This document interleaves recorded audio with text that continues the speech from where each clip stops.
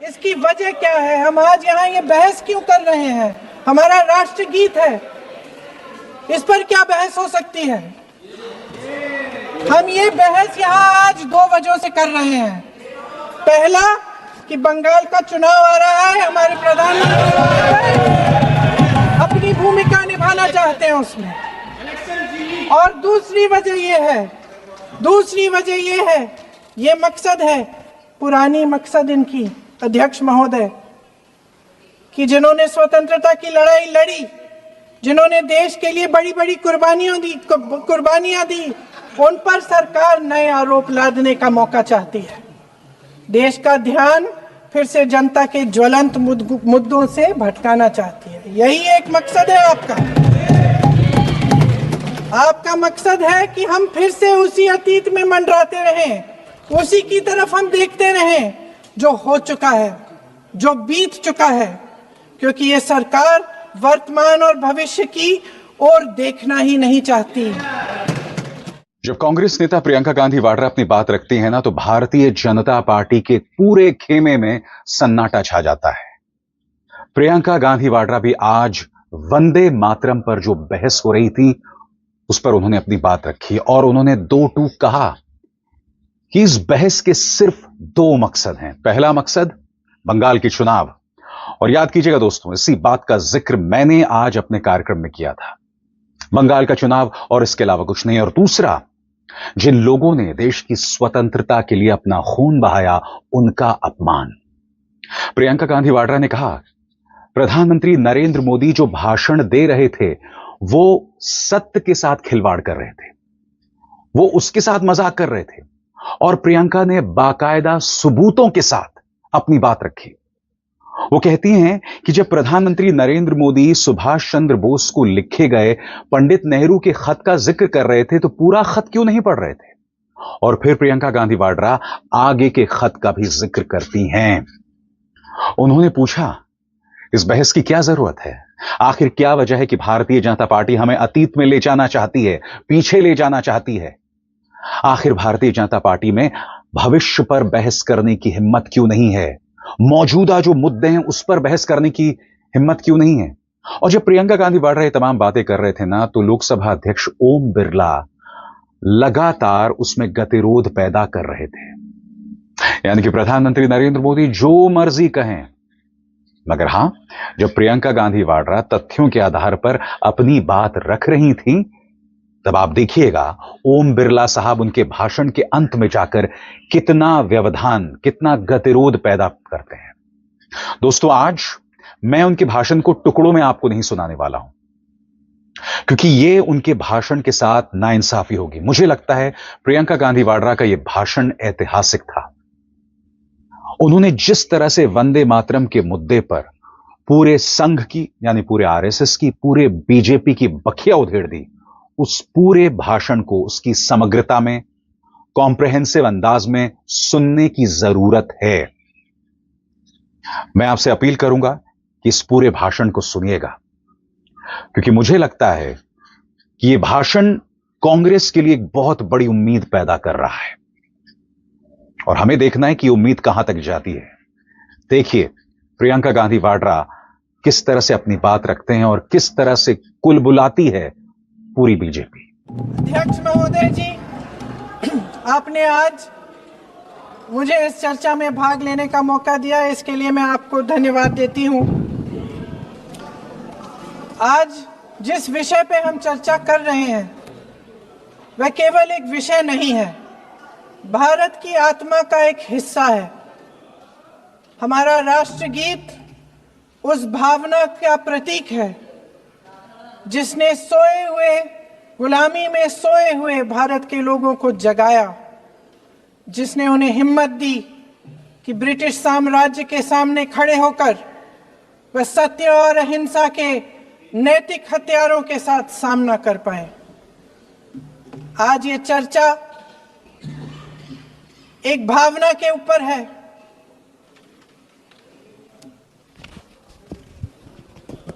और जब हम वंदे मातरम का नाम लेते हैं तो वही भावना हमारे दिल में उजागर होती है।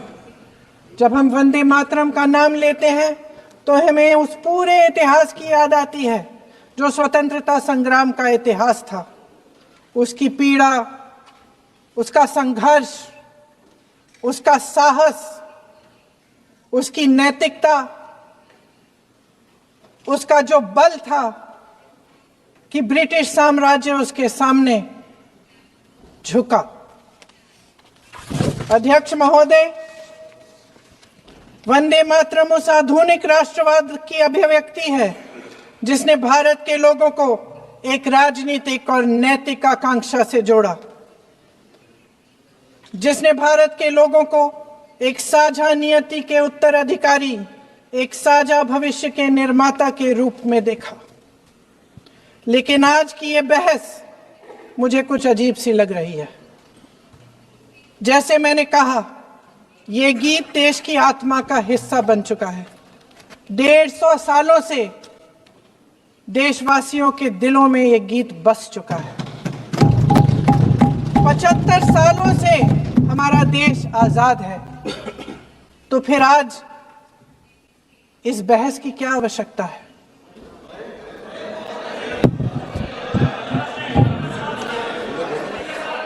हमारा यहां मकसद क्या है? जनता से हमें दिया गया दायित्व, जनता का विश्वास, उनके प्रति हमारी जिम्मेदारी, हम किस तरह से इसका इस्तेमाल कर रहे हैं, हमें ये सोचना चाहिए। क्योंकि अब इस मोड़ पर हम इस सदन में अपने राष्ट्रगीत पर भी बहस करेंगे। आपने बहस मांगी है, आपने बहस मांगी है। आप तो इलेक्टोरल रिफॉर्म्स की बहस नहीं मांग रहे थे कि जब तक हम इस पर बहस नहीं करेंगे तब तक उस पर बहस नहीं होगी। इसकी वजह क्या है? इसकी वजह क्या है? हम आज यहाँ ये बहस क्यों कर रहे हैं? हमारा राष्ट्रगीत है, इस पर क्या बहस हो सकती है? हम ये बहस यहाँ आज 2 वजहों से कर रहे हैं। पहला कि बंगाल का चुनाव आ रहा है, हमारे प्रधानमंत्री अपनी भूमिका निभाना चाहते हैं उसमें। और दूसरी वजह ये है, ये मकसद है, पुरानी मकसद इनकी, अध्यक्ष महोदय, कि जिन्होंने स्वतंत्रता की लड़ाई लड़ी, जिन्होंने देश के लिए बड़ी बड़ी कुर्बानियां दी, उन पर सरकार नए आरोप लादने का मौका चाहती है। देश का ध्यान फिर से जनता के ज्वलंत मुद्दों से भटकाना चाहती है। यही एक मकसद है आपका। आपका मकसद है कि हम फिर से उसी अतीत में मंडराते रहें, उसी की तरफ हम देखते रहें जो हो चुका है, जो बीत चुका है, क्योंकि ये सरकार वर्तमान और भविष्य की ओर देखना ही नहीं चाहती। वे इस काबिल ही नहीं रही। सच्चाई ये है अध्यक्ष महोदय कि आज मोदी जी वह प्रधानमंत्री नहीं रहे जो एक समय में थे। सच ये है कि ये दिखने लगा है, उनका आत्मविश्वास घटने लगा है, उनकी नीतियां देश को कमजोर कर रही हैं। और मेरे सत्ता पक्ष के साथी चुप इसलिए हैं क्योंकि अंदर अंदर से वे भी इस बात से सहमत हैं।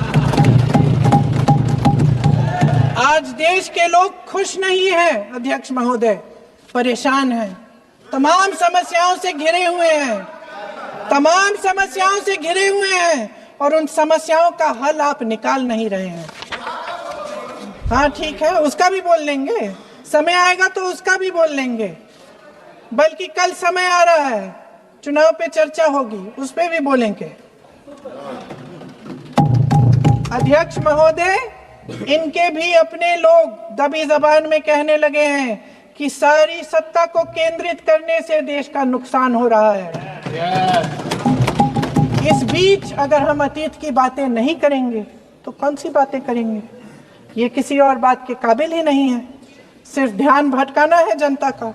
इसलिए आज हम वंदे मातरम पर चर्चा कर रहे हैं। वंदे मातरम देश के कण कण में जीवित है, इस पर बहस नहीं हो सकती। लेकिन चलिए, आपने बहस मांगी, आप बहस करना चाहते हैं, बहस करते हैं। आज इस चर्चा को प्रधानमंत्री जी ने शुरू किया। उन्होंने भाषण दिया और इसको कहने में कोई झिझक नहीं है कि भाषण अच्छा देते हैं, थोड़ा सा लंबा लेकिन भाषण अच्छा देते हैं।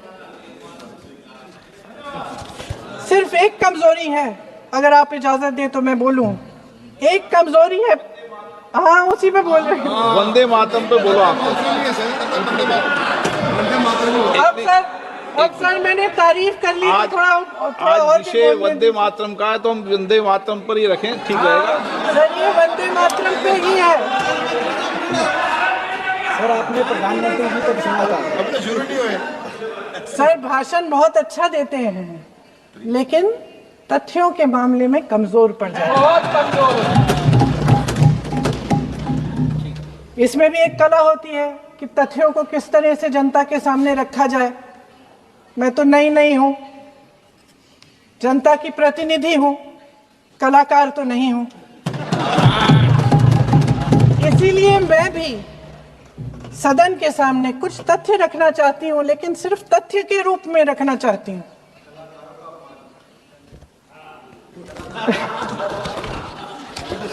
मैं उदाहरण दूं, उदाहरण दे देती हूँ। सर मांग रहे हैं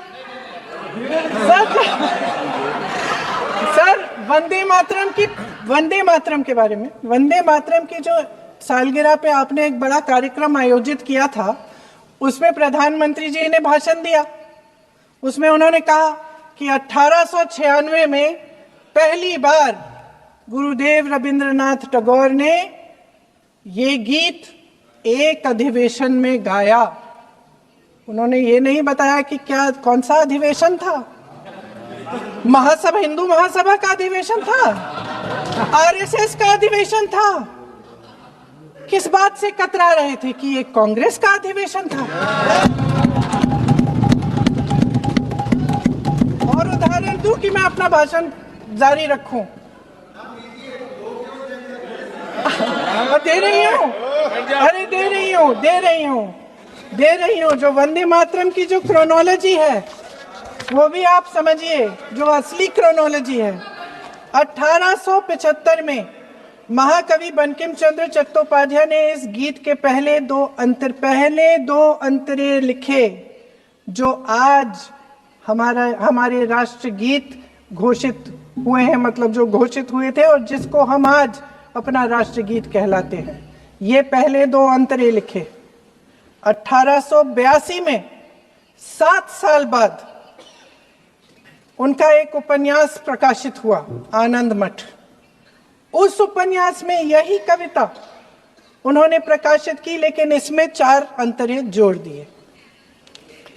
1896 में कांग्रेस के अधिवेशन में गुरुदेव रविंद्रनाथ टैगोर ने पहली बार ये गीत गाया। 1905 में बंगाल के विभाजन के खिलाफ आंदोलन के समय वंदे मातरम जनता की एकता की गुहार बनकर गली गली से उठा। गुरुदेव रविंद्रनाथ टैगोर जैसे महान स्वतंत्रता सेनानी इस गीत को खुद गाते हुए बंगाल की सड़कों पर उतरे। विद्यार्थियों से लेकर किसानों तक, व्यापारियों से लेकर वकीलों तक, हर कोई ये गीत गाने लगा। इस गीत की शक्ति को समझिए। ब्रिटिश साम्राज्य इसको सुनकर कांपता था और हमारे देशवासी इसको सुनकर वह मन बनाते थे, वह हिम्मत बनाते थे कि इस भयंकर साम्राज्य के खिलाफ सत्य और अहिंसा के नैतिक हथियारों को लेकर शहीद होने की तैयारी करते थे। ये गीत मातृभूमि के लिए मर मिटने की भावना को जगाता है। इस गीत की शक्ति ये है, इस गीत का हमारे देश से जुड़ाव ये है। लेकिन 1930 के दशक में हमारे देश में जब सांप्रदायिक राजनीति उभरी, तब ये गीत विवादित होने लगा। 1937 में, अब ये मैं दूसरा उदाहरण देने वाली हूँ, क्योंकि प्रधानमंत्री जी ने अपने भाषण में इसका उल्लेख किया और गलत किया, इसीलिए मैं इसके जो सच्चे जो तथ्य हैं वो आपके सामने रख रही हूँ। 1937 में नेताजी सुभाष चंद्र बोस कांग्रेस का अधिवेशन कलकत्ता में होने जा रहा था, उसका आयोजन कर रहे थे। तो जो मोदी जी ने पत्र सुनाया सदन में 20 अक्टूबर का और कहा कि जवाहरलाल नेहरू जी ने बोस नेताजी को ये चिट्ठी लिखी और ये कहा कि इस पर चर्चा होनी चाहिए, उससे पहले 3 दिन पहले नेताजी सुभाष चंद्र बोस ने पंडित जवाहरलाल नेहरू को एक चिट्ठी लिखी थी जिसका जिक्र आपके प्रधानमंत्री ने नहीं किया। और इस चिट्ठी में सुन लीजिएगा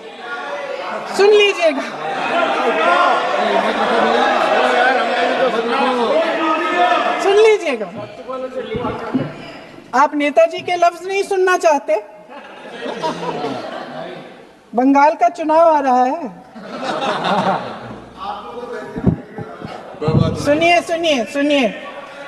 सुनिए। हाँ, कोई बात नहीं, हम तो देश के लिए हैं। हम देश के लिए हैं। आप चुनाव के लिए हैं, हम देश के लिए हैं। हम जितने भी चुनाव हारे, हम यहाँ बैठे रहेंगे और आपसे लड़ते रहेंगे और आपकी विचारधारा से लड़ते रहेंगे। अपने इस देश के लिए, अपनी इस मिट्टी के लिए लड़ते रहेंगे। आप हमें रोक नहीं सकते।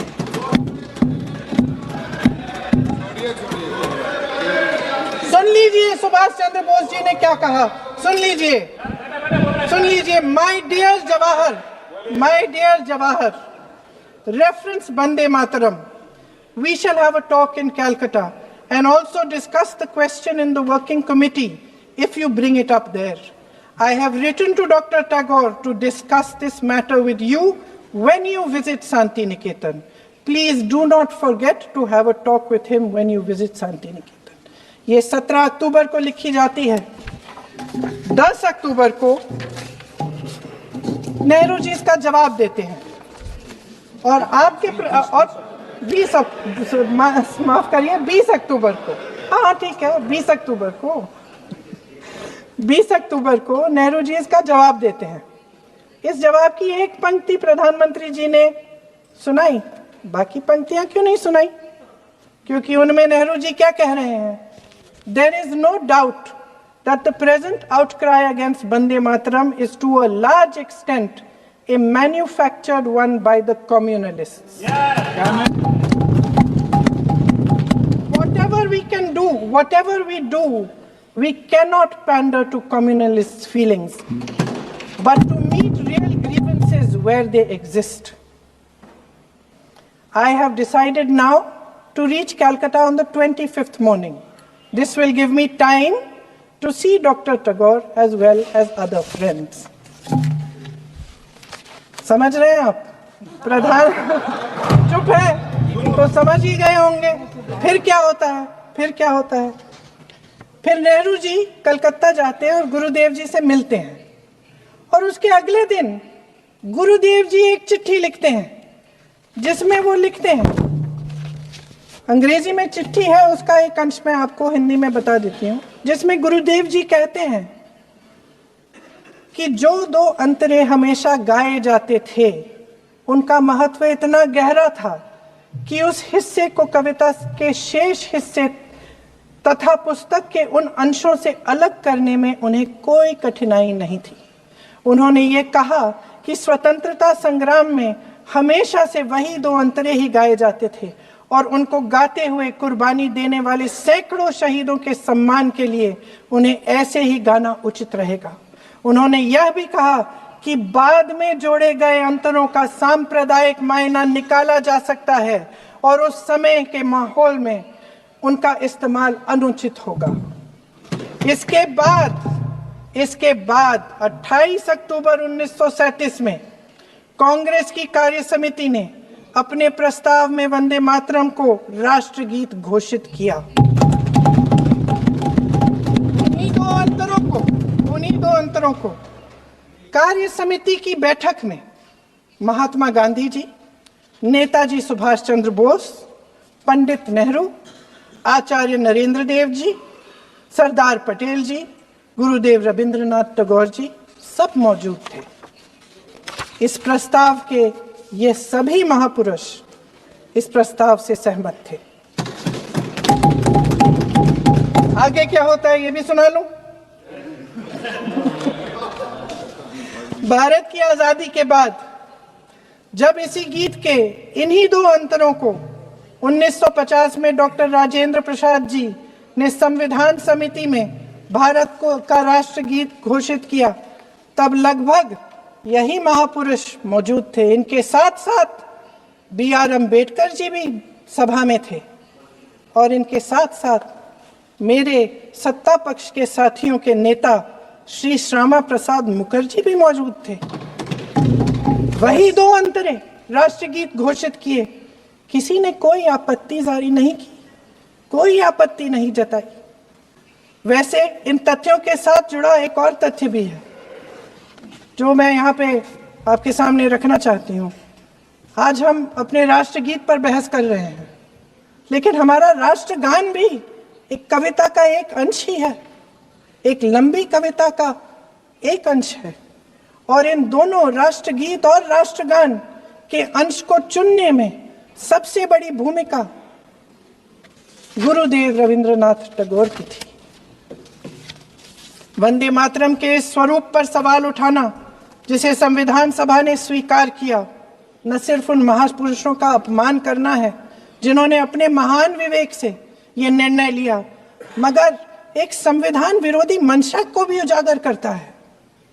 क्या सत्ता पक्ष के हमारे साथी इतने अहंकारी हो गए हैं कि अपने आप को महात्मा गांधी जी से, रविंद्रनाथ टैगोर जी से, राजेंद्र प्रसाद जी से, बाबा साहब अम्बेडकर जी से, मौलाना आजाद जी से, सरदार पटेल जी से, सुभाष चंद्र बोस जी से बड़ा समझने लग गए हैं? मोदी जी का अपने भाषण में ही कहना कि राष्ट्रगीत को एक विभाजनकारी सोच द्वारा काटा गया, उन सब महापुरुषों का अपमान है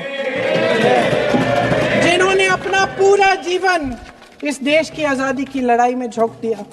वंदे मातरम को विभाजित करने का आरोप लगाकर आप पूरी संविधान सभा पर आरोप लगा रहे हैं, उसके हर एक नेता को दोषी ठहरा रहे हैं। यह हमारी संविधान सभा और हमारे संविधान का खुला वार है। और जहां तक जवाहरलाल नेहरू जी की बात है, जितनी देर हमारे प्रधानमंत्री देश के प्रधानमंत्री रहे हैं, 12 साल हो गए हैं, लगभग उतने ही सालों के लिए जवाहरलाल नेहरू जी जेल में रहे। किस लिए? इस देश की आजादी के लिए। उसके बाद 17 साल के लिए प्रधानमंत्री रहे। आप बड़ी आलोचना करते हैं इनकी, लेकिन अगर इन्होंने इसरो नहीं बनाया होता तो आज आपका मंगलयान नहीं होता। अगर DRDO नहीं बनाया होता तो तेजस नहीं बनता। अगर IIT और IIM नहीं बनाए होते तो हम आज IT में आगे नहीं होते।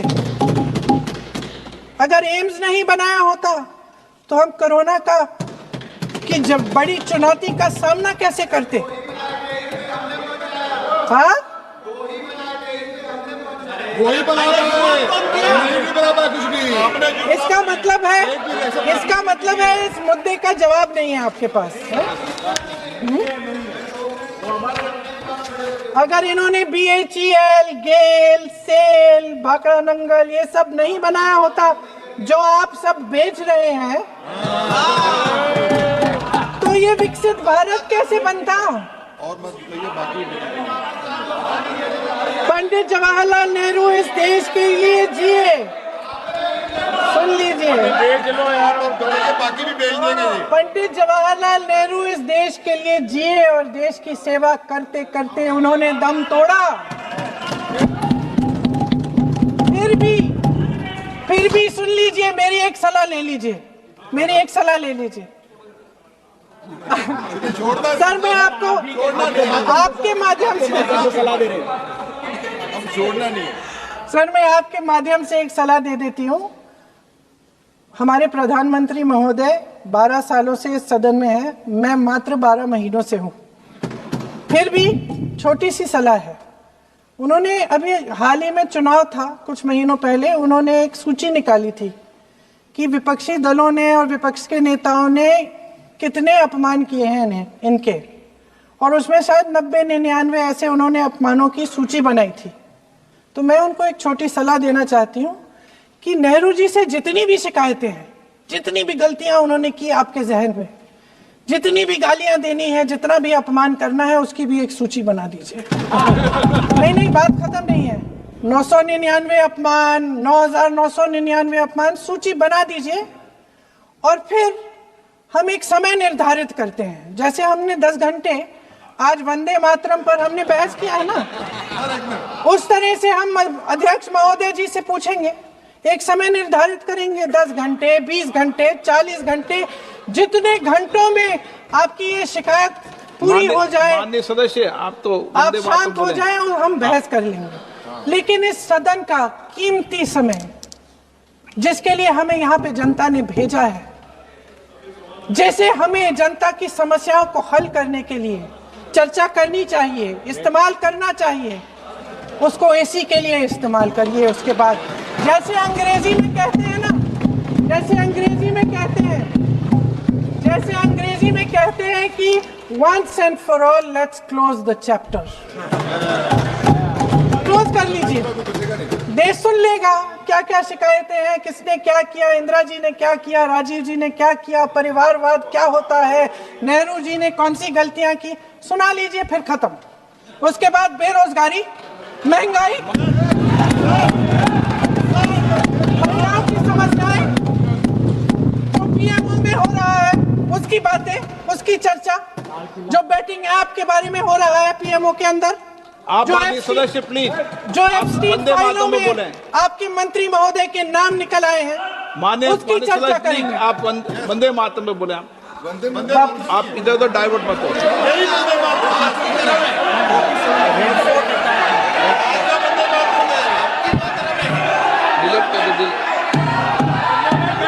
क्या हो गया? आप 1 मिनट, हाँ कर दे।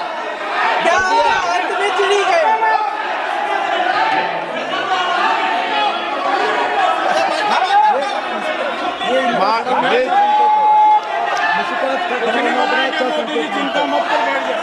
बहुत बढ़िया। माननीय सदस्य 1 मिनट, माननीय सदस्य आगे बढ़ो आप महोदय, आगे वंदे बढ़ो। मातरम पर सार्थक चर्चा करें।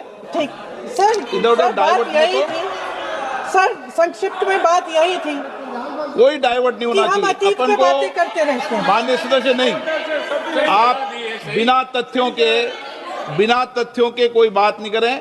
आप वंदे मातरम पे बोले उचित रहेगा।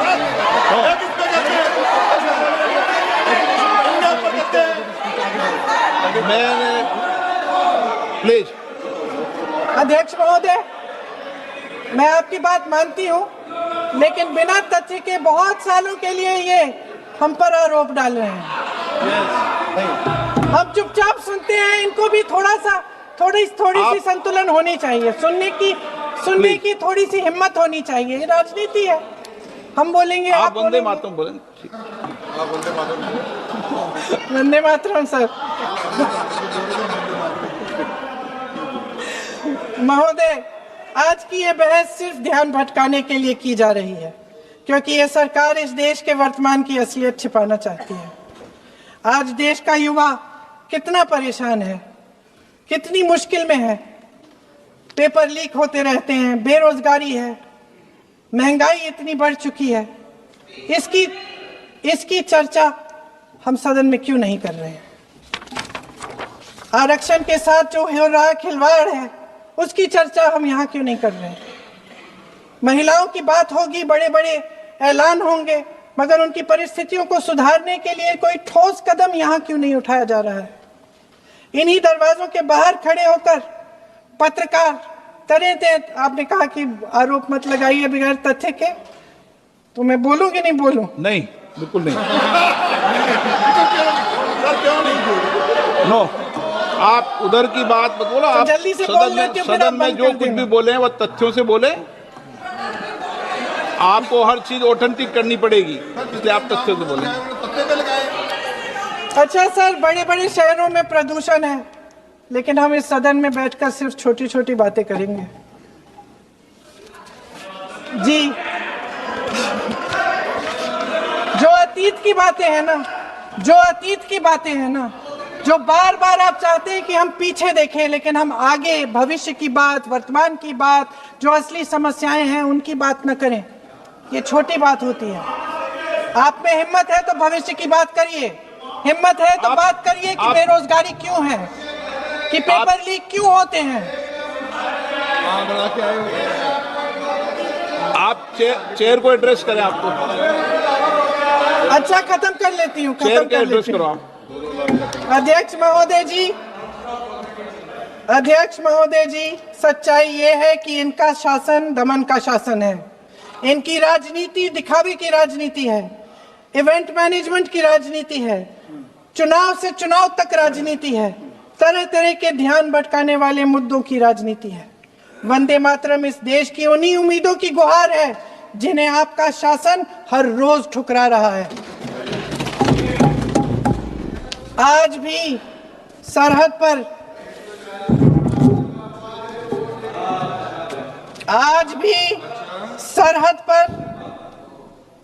पर जवान जब दुश्मन का सामना करता है तो उसकी छाती में वंदे मातरम गूंजता है। आज भी जब हमारा खिलाड़ी अंतर्राष्ट्रीय खेलों में जाता है तो उसके दिल की धड़कन में वंदे मातरम होता है। आज भी इस देश के करोड़ों देशवासी जब अपने राष्ट्र ध्वज को फहराते हुए देखते हैं तो उनकी जबान पर वंदे मातरम, वंदे मातरम, वंदे मातरम आता है। कांग्रेस के हर एक अधिवेशन में 1905 से लेकर आज तक सामूहिक तौर पर वंदे मातरम गाया जाता है। आपके अधिवेशनों में गाया जाता है कि नहीं, ये बताइए। अपने देश की आत्मा के इस महामंत्र को विवादित करके आप एक बहुत बड़ा पाप कर रहे हैं। इस पाप में कांग्रेस पार्टी शामिल नहीं होगी। ये राष्ट्रगीत वंदे मातरम हमेशा से हमें प्यारा है, हमेशा से हमारे लिए पवित्र रहा है और हमेशा के लिए हमारे लिए पवित्र रहेगा। धन्यवाद। तो देखा आपने किस तरह से ओम बिरला साहब बीच में गतिरोध पैदा करने की कोशिश कर रहे थे। मैं आपसे सवाल पूछना चाहता हूं, आखिर क्या वजह है कि जब प्रधानमंत्री नरेंद्र मोदी अपनी बात रख रहे होते हैं तो ओम बिरला साहब के चेहरे पर मुस्कान होती है, विपक्ष के नेता कुछ भी कहें उसमें वो गतिरोध पैदा करते हैं, मगर जब सत्ता पक्ष के नेता कोई भी बात कहते हैं उन पर कोई गतिरोध नहीं, उस पर कोई रुकावट नहीं। आज अनुराग ठाकुर, माननीय गोली मारू ठाकुर ने राहुल गांधी को जिन्ना का मुन्ना बता दिया। क्या ओम बिरला साहब ने कुछ कहा? नहीं कहा। क्यों नहीं कहा बताइए? लगातार सच के साथ खिलवाड़ करते हैं, मगर साहब मजाल है ओम बिरला साहब कुछ भी कहें। और आपने देखा किस तरह से प्रियंका गांधी वाड्रा जो मुद्दे पर बनी हुई थी, मैं आपसे पूछना चाहता हूं, इस देश का नागरिक होने के नाते हमें किस मुद्दे पर रहना चाहिए? वो मुद्दा जो अतीत का मुद्दा है या वो मुद्दा जो वर्तमान का मुद्दा है, प्रेजेंट या भविष्य? अभिसार शर्मा को दीजिए इजाजत। नमस्कार।